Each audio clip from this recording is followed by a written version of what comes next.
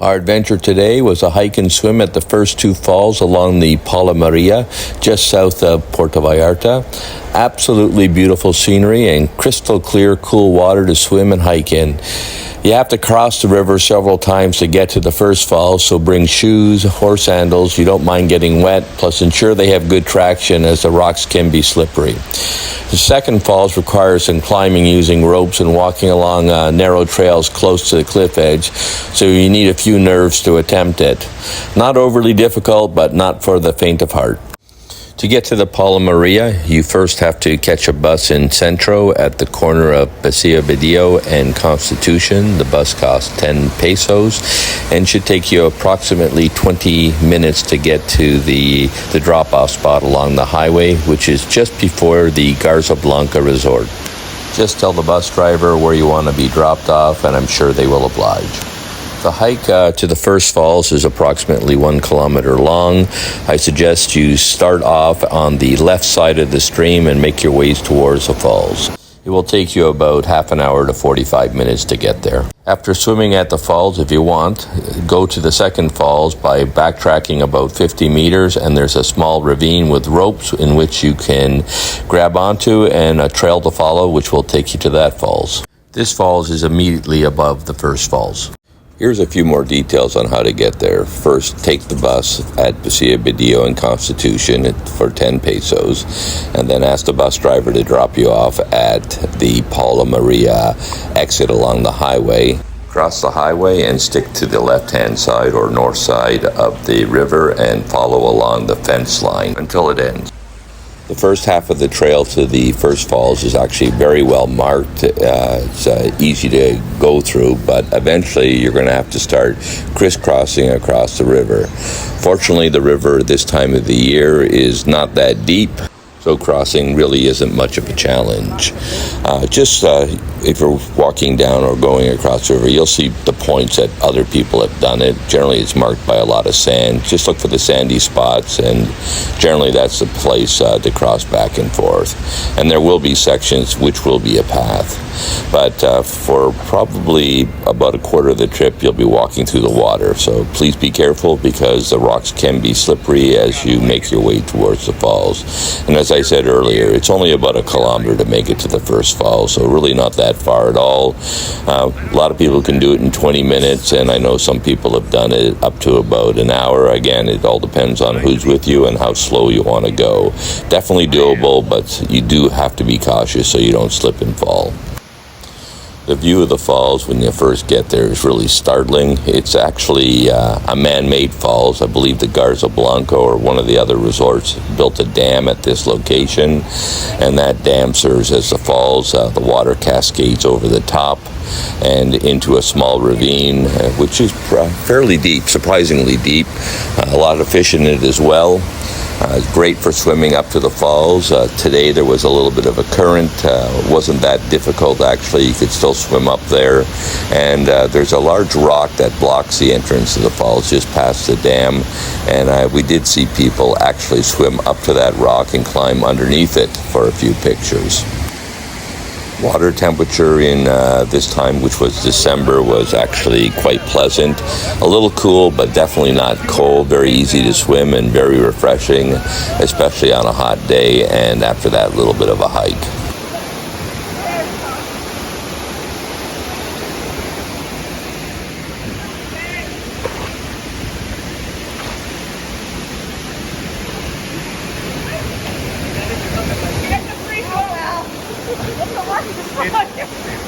He said get a threesome.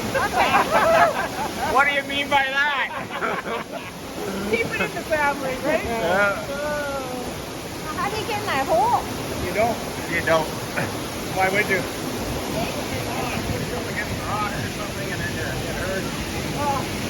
I'm warmed up now. Huh? I'm warmed up now. Oh, there. This is what I always do.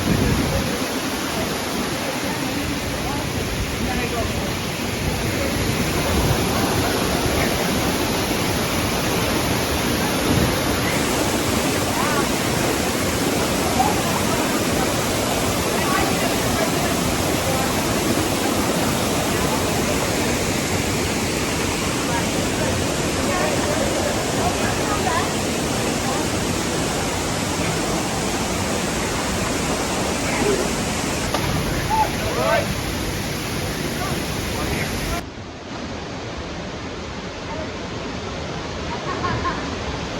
There are several places that you can climb the rocks and jump off into the water. It's pretty safe. Some people do it on the lower section like I just did, but some people will actually climb up on the left-hand side and jump from a much higher location. If you look on the left-hand side, you'll also see some ropes and cables that can take you to the next falls. I myself find this a little bit more challenging to get to the second falls. I would prefer to go back the 50 meters that I spoke about earlier, and there's a ravine with some ropes, which is a much simpler way to get across to that next falls. The path is a little bit narrow, and you are walking by a steep cliff edge. It's really not that difficult, but you do need to have a little bit of nerves to do it, especially the first time until you get used to it. But as you can see from these pictures, this little falls and the pool beneath it are spectacular, and it really makes it worthwhile. I also understand there are a number of other falls a little ways up. We haven't made it to those ones yet, but based on our experience with falls number 2, it is definitely something that we're planning to do. We just ran out of time on this particular hike as we had other commitments in the afternoon.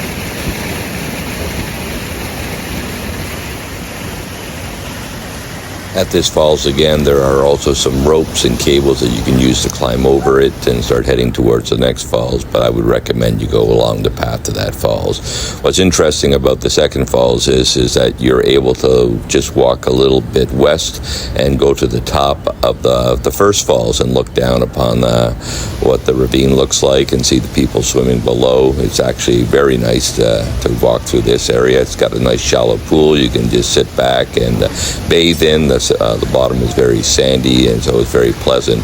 I actually wouldn't mind spending an afternoon here, probably bring my lunch and just hang out for the day, as it's not very occupied. I think it's a popular hike, but getting to the second falls being a little more challenging.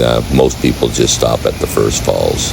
Anyways, highly recommend you coming to the second falls, and as I said, it might be very interesting to go on beyond these ones to find out what the remaining, somewhere between 3 and 14 falls, I've been told. Although I've been also told that they've removed a lot of the ropes along the river here, so it's really only accessible up to the first 3 or 4 falls before it becomes really much of a challenge. If anybody knows how accessible falls 3 through 14 are, please let me know in the comments below.